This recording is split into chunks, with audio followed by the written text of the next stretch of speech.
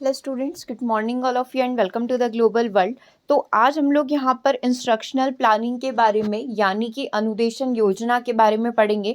अनुदेशन योजना क्या होती है, जैसे कि आपने आप सभी के सिलेबस के अंदर देखा होगा, अनुदेशन योजना करके एक टॉपिक दिया गया है, फिर उसी के साथ आपको दिया गया है पाठ योजना क्या होती है ना, एनुअल प्लानिंग वार्षिक योजना क्या होती है, यूनिट प्लानिंग इकाई योजना क्या होती है, साप्ताहिक योजना क्या होती है, मासिक योजना क्या होती है और किन तरीके से इसको रेडी किया जाता है। राइट, ये सारे टॉपिक एक ही साथ आते हैं। तो आज हम लोग पढ़ने वाले हैं अनुदेशन योजना के बारे में, और इसके अंदर जो है ये सारे जो सब टॉपिक्स है ये सारे के सारे ही कवर हो जाएंगे। तो स्टार्ट करते हैं आज के सेशन को। देखो, सबसे पहले अनुदेशन योजना के बारे में देखने से पहले हम लोग योजना के बारे में देख लेते हैं कि योजना क्या होती है। मतलब योजना नॉर्मली अगर हम लोग देखें तो हमारी डिक्शनरी में योजना को क्या बोला जाता है, प्लानिंग। प्लानिंग क्या होती है, कोई भी कार्य करने से पहले आप उसकी प्लानिंग करते हैं। इवन हम लोग कहीं घूमने भी जा रहे हैं तो कहाँ जाना है, कितनी बजे कहाँ रुकना है, कहाँ पर हम खाना खाएंगे, ये सारी प्लानिंग करके चलते हैं। तो same as it is education system के अंदर क्या होता है, पढ़ाने से पहले आपको पूरी प्लानिंग करनी पड़ती है। किस समय आप क्या चीज़ें पढ़ाएंगे, है ना, कितना पढ़ाएंगे, कितनी मात्रा में पढ़ाएंगे, टेस्ट कब होगा, ये सब कुछ पहले से डिसाइडेड होता है, प्री डिसाइडेड हम लोग इसको बोल सकते हैं। तो योजना का अर्थ क्या है, किसी भी कार्य की सफलता उसके नियोजन पर आधारित होती है। नियोजन मीन्स प्लानिंग के ऊपर आधारित होती है। किसी भी कार्य को करने से पहले आपको उसकी बहुत अच्छे तरीके से प्लानिंग करनी पड़ती है ना, यही बोला गया है। अर्थात किसी कार्य को सफलतापूर्वक करते हुए निश्चित लक्ष्य प्राप्त करने का साधन क्या है, योजना कहलाता है। योजना के माध्यम से किसी कार्य की अनुमानित रूपरेखा के बारे में सही मार्गदर्शन मिलता है। योजना से किसी कार्य को करने से क्रमबद्धता और नियमितता आ जाती है। अगर आप किसी भी कार्य को प्लानिंग से करते हैं तो डेफिनेटली क्या होता है कि आप रेगुलर हो जाते हैं। जैसे कि हम लोग करते हैं कि हम लोग वीकली पूरा प्लान बना लेते हैं कि इस वीक में हमको ये क्लासेस करनी है, चाहे टाइम नहीं भी मिले फिर भी हम लोग कैसे भी उसको मैनेज करके क्लासेस प्रोवाइड करवाते हैं। तो वही चीज़ें प्लानिंग के थ्रू होती है। जैसे आप जब पढ़ाई करते हैं तो पूरा वीकली प्लान लेकर चलो, है ना, कि इस तरीके से, या फिर डे वाइज प्लान लेकर चलो कि आज के दिन में मुझे ये टास्क कंप्लीट करना है। ठीक है, तो इससे क्या होगा, क्रमबद्धता आ जाएगी, नियमितता, आप रेगुलर उस कार्य को करने के आदी हो जाएंगे। ठीक है, इसलिए शिक्षण एवं परीक्षण को उद्देश्यनिष्ठ बनाने हेतु प्रत्येक कार्य का योजनाबद्ध होना अति आवश्यक है। ठीक है, ये बोला गया है इसके अंदर। आगे देख लेते हैं, आगे बात करेंगे अनुदेशन योजना की, इंस्ट्रक्शनल प्लानिंग की। अनुदेशन की योजना बनाना एवं इसे आयोजित करना यह एक ऐसा ढांचा है जिस पर प्रभावशाली अध्यापन ही आधारित होता है। मतलब बहुत इफेक्टिवली हमें क्या करना पड़ता है, इस प्लानिंग को रेडी करना पड़ता है। बिकॉज ये क्या है, इंस्ट्रक्शनल है। इससे हमें एक गाइडेंस मिलता है कि आपकी जो प्लानिंग है, चाहे वो यूनिट वाली हो, वीकली वाली हो, मंथली हो, वो किस तरीके से ऑर्गेनाइज्ड होनी चाहिए। ठीक है, क्या लिखा हुआ है इसके अंदर, ध्यान से और विवेकपूर्ण ढंग से बनाई गई योजना से शैक्षणिक समय का, मतलब जो भी समय आपको मिला है पढ़ाने का, जैसे साल के 365 दिन में आधे से ज़्यादा छुट्टियां हो जाती है, तो कितने दिन हमारे पास बचे हैं, है ना, पूरा हम लोग पहले कैलेंडर देखते हैं कितने दिन बचे हैं, कितना समय है, और उस समय में आपको कैसे कैसे और क्या क्या पढ़ाना है, वो किसके थ्रू होता है, अनुदेशन योजना के थ्रू होता है। मानकों की स्थापना होती है, पूर्व से अर्जित ज्ञान सक्रिय हो जाता है।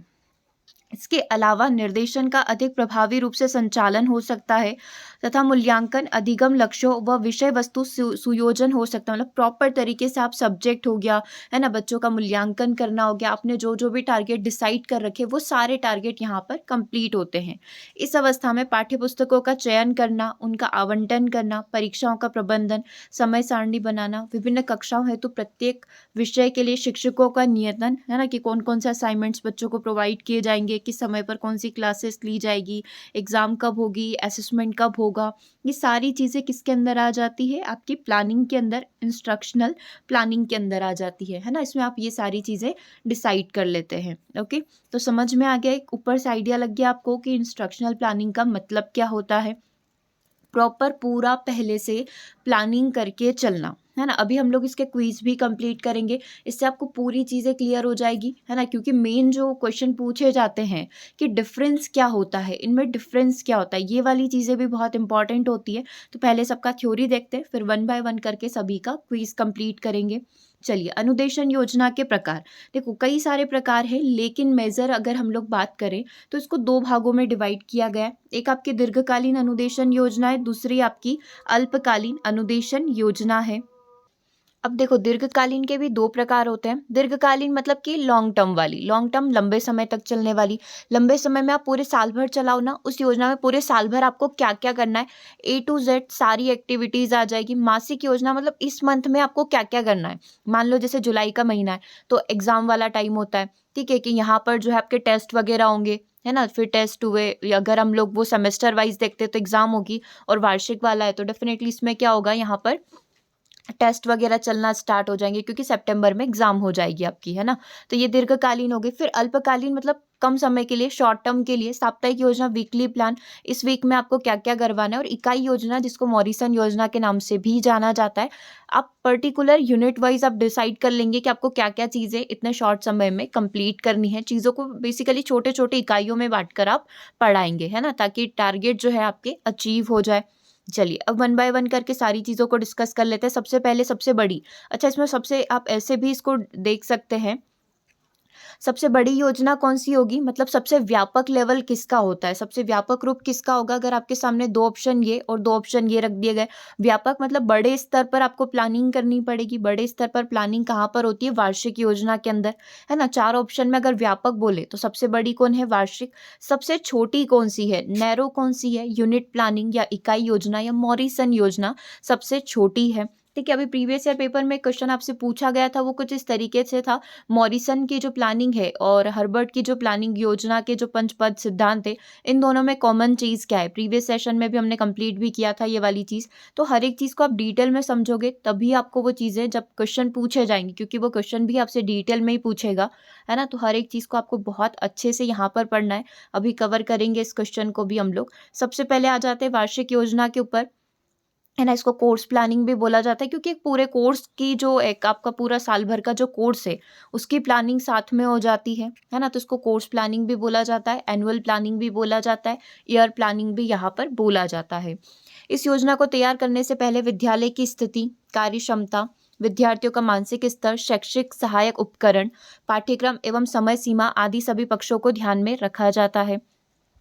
वार्षिक योजना से स्वयं शिक्षक को अपने अध्यापन कार्य की प्रगति व कमी, इसको प्रोग्रेस व शॉर्टफॉल प्रोसेस भी बोला जाता है, क्योंकि टीचर को भी अपना सेल्फ एनालिसिस मिल जाता है कि वो पूरे साल भर किस तरीके से क्या क्या एक्टिविटी करवा पाएगा, है ना, इसका पता चल जाता है। शैक्षणिक कार्यों में जो भी अभाव रहता है उसमें सुधार हेतु आने वाले सत्र की वार्षिक योजना के निर्माण में ध्यान रखा जाता है। जैसे मैंने अपने पूरे साल भर की पूरी एनुअल प्लानिंग कर ली कि मुझे ये चीज़ें इस तरीके से पढ़ानी और साल के एंड तक मेरा ये सारा कंप्लीट हो जाएगा, मतलब कोर्स एंड होने तक।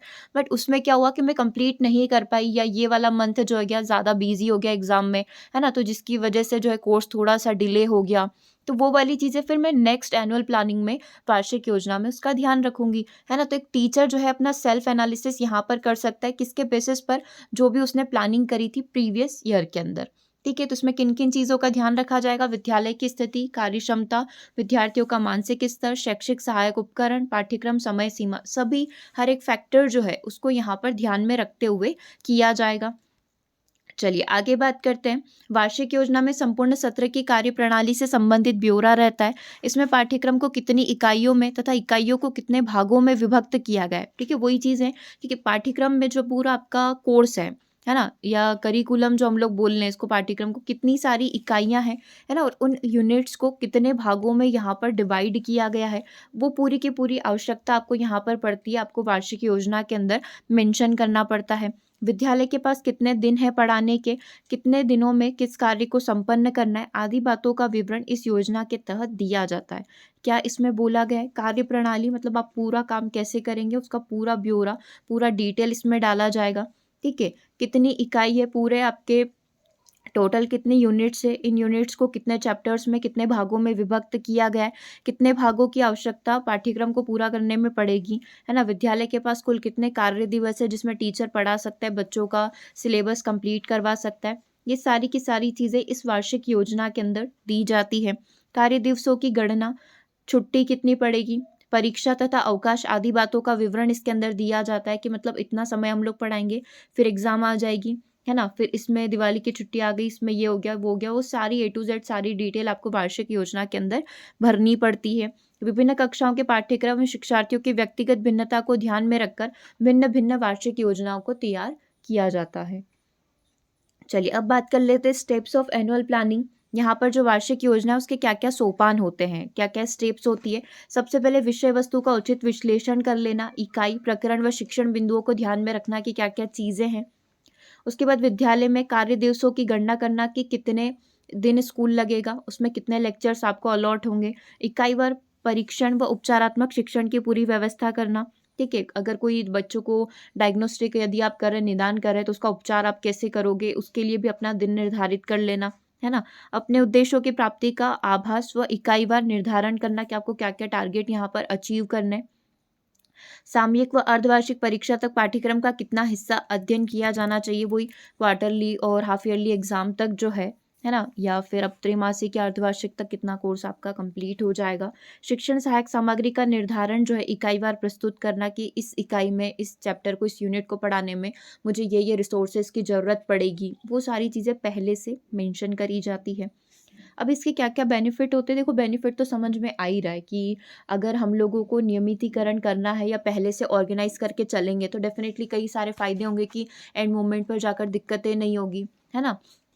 एक कंटिन्यूटी यहाँ पर बनी रहेगी। फिर भी थ्योरी टर्म्स में देख लेते हैं। शिक्षक को बनाए गए कालांशों का पूर्णतः अभ्यास हो जाता है। शिक्षक को इकाईवार उद्देश्यों का भी ठीक से अभ्यास हो जाता है। सभी इकाइयों के पास निष्पत्ति परफॉर्मेंस का भी पता चल जाता है, क्योंकि इसमें इकाई मूल्यांकन भी होता है कि ये यूनिट आपने पढ़ाई, बच्चों का क्या रिस्पॉन्स रहा, टेस्ट में कितना स्कोर आया। सत्रीय व सामयिक परीक्षाओं से संबंधित पाठ्यक्रम के किस भाग को पूर्ण करना है, इसकी भी जानकारी हो जाती है। अध्यापकों को इकाईवार की तैयारी में सहायक सिद्ध होता है। इकाई बार यूनिट वाइज आप चीज़ें सेट करते हैं तो डेफिनेटली ये टीचर के लिए, स्पेसिफिक हम लोग बात करें, टीचर के लिए काफ़ी ज़्यादा बेनिफिशियल होता है।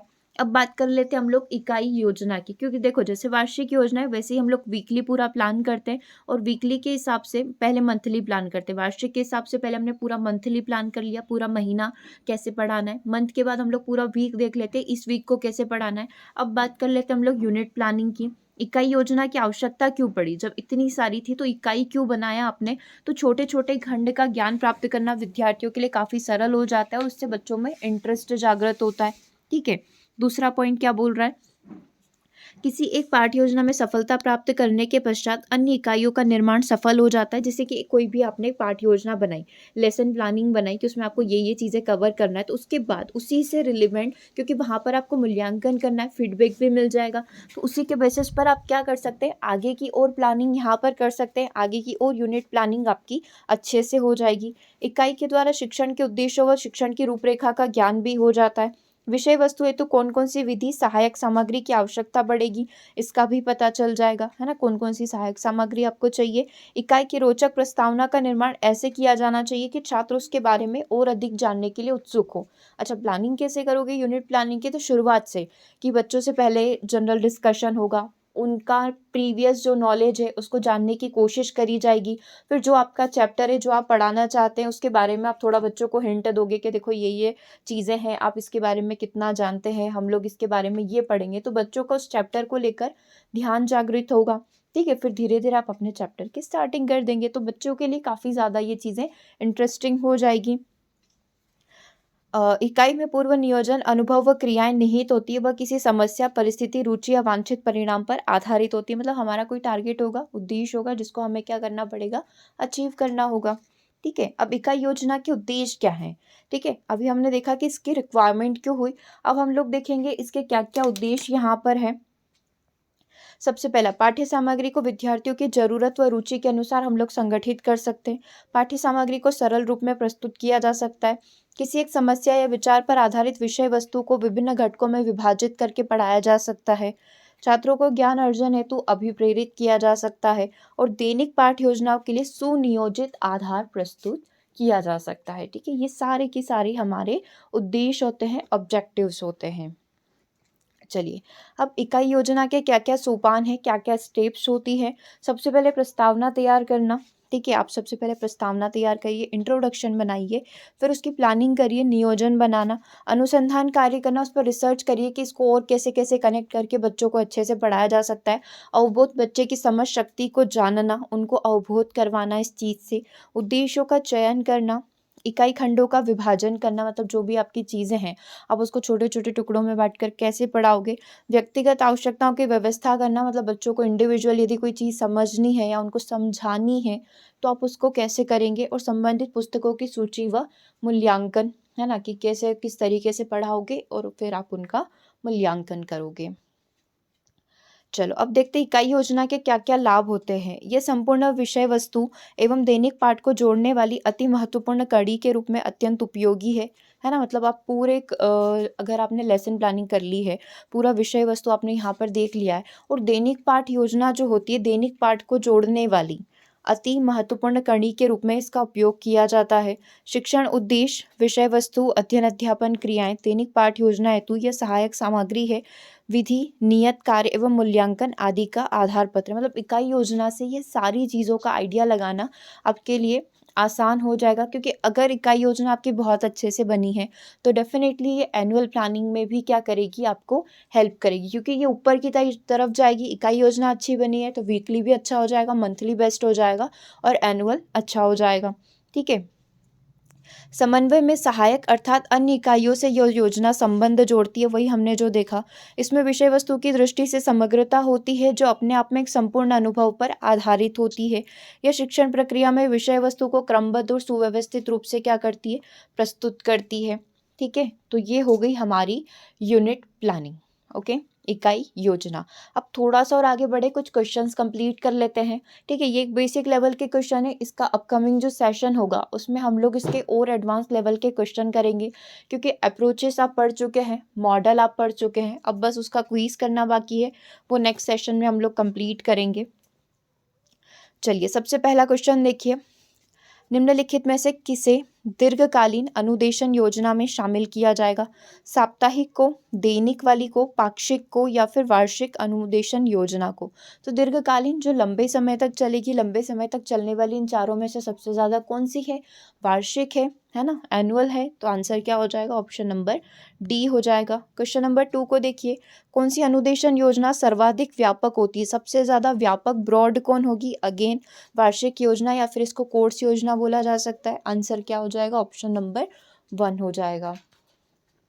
चलिए क्वेश्चन नंबर 3 को देखिए, अनुदेशन योजना का क्या लाभ नहीं है।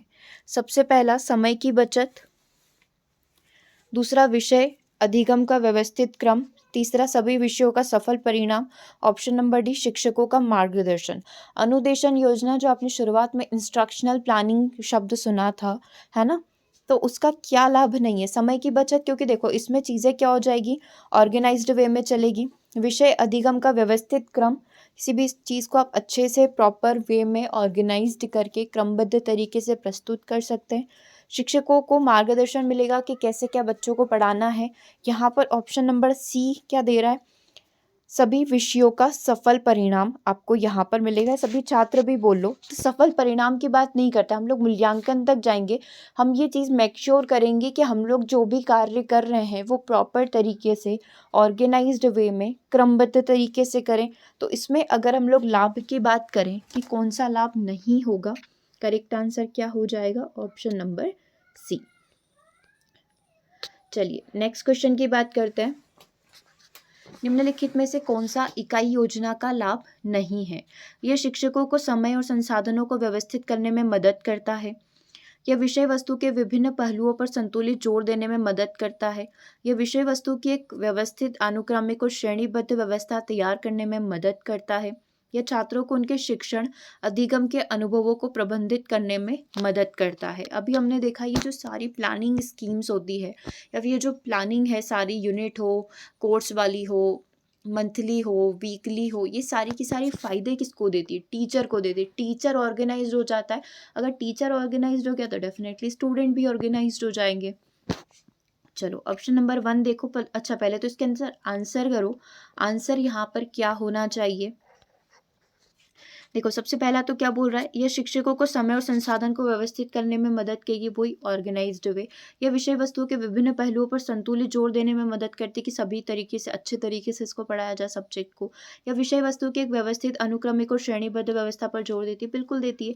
ये छात्रों को उनके शिक्षण के अनुभव को प्रबंधित करने में मदद करती है। मेन फोकस इन प्लानिंग का किसके ऊपर होता है, टीचर के ऊपर होता है। हम लोग बोलेंगे ऑप्शन नंबर डी यहाँ पर इकाई योजना के लाभ में नहीं आता। ये सारी चीजें टीचर्स के लिए है। ओके, चलो अगला क्वेश्चन देखो, इसका भी आंसर आप लोगों को ही करना है। शिक्षक के द्वारा पाठ पढ़ाने के लिए तैयार की गई योजना क्या कहलाती है। अगर टीचर पाठ पढ़ाने के लिए किसी योजना को तैयार कर रहा है तो ये इकाई योजना है, पाठ योजना है, पाठ्यक्रम योजना या महायोजना इसको बोला जाता है। देखो इसमें से 3 प्रकार की प्लानिंग होती है। इकाई होती है, चीज़ों को छोटे छोटे खंडों में बांटकर पढ़ाया जाता है। लेसन प्लानिंग, किसी एक लेसन को पढ़ाने की आप प्लानिंग करते हैं। और पाठ्यक्रम, पूरे करिकुलम को आप कैसे कंप्लीट करेंगे। ठीक है, आंसर क्या हो जाएगा, ऑप्शन नंबर बी हो जाएगा। ये एक प्रकार की पाठ योजना है, एक प्रकार की लेसन प्लानिंग है। ठीक है, चलिए क्वेश्चन नंबर 4 की बात करेंगे। निम्नलिखित में से कौन सी योजना कक्षा में व्यवहारिक रूप से निष्पादित गतिविधियों का एक लिखित रूप कहलाती है। क्या पूछा गया है कि इनमें से कौन सी प्लानिंग कक्षा में व्यवहारिक रूप से, मतलब नॉर्मली आप परफॉर्मेंस, जो जितने भी बच्चे एक्टिविटीज़ करते हैं, जो निष्पादित गतिविधियाँ होती है, उनका एक लिखित रूप है। मतलब उस चीज़ को आप रिटर्न फॉर्म में लिखेंगे कि बच्चों ने आज ये कार्य किया, बच्चों ने आज ये किया, उसका व्यवहार है ना, उसकी अनुभूति, सारी चीज़ें, मतलब व्यवहारात्मक जो चीज़ें हैं उनको आप मेंशन करेंगे। ये वार्षिक योजना, ये मासिक योजना या फिर ये दैनिक पाठ योजना में लिखा जाएगा। देखो व्यवहारिक रूप कहाँ पर होगा, केवल दैनिक पाठ योजना के अंदर हो सकता है, क्योंकि इन दोनों में एक तो साल भर की प्लानिंग होगी और एक मंथली प्लानिंग होगी। लेकिन दैनिक पाठ योजना में हर एक छोटी से छोटी चीज़ को मेंशन किया जाता है। ओके, तो ये कुछ इस तरीके के कुछ बेसिक क्वेश्चन थे जो आपके प्लानिंग से रिलेटेड थे, योजनाओं से रिलेटेड थे। इसके आगे जो होंगे वो अप्रोचेस के क्वेश्चन हम लोग कंप्लीट कर लेंगे कि कौन सा अप्रोच हमें क्या बताता है, या कौन सी टेक्निक में किस पाठ्यचर्या को फॉलो किया जाता है, वो सारी चीज़ें। ठीक है, तो एक क्विज सेशन और होगा। ठीक है, सेशन कैसा लगा ज़रूर से कमेंट कर दीजिएगा। कोई डाउट रहता है तो ज़रूर से चैट बॉक्स में मैसेज कर लीजिएगा। ओके, तो सेशन को ओवर करते हैं, मिलेंगे नेक्स्ट सेशन में। Thanks for watching.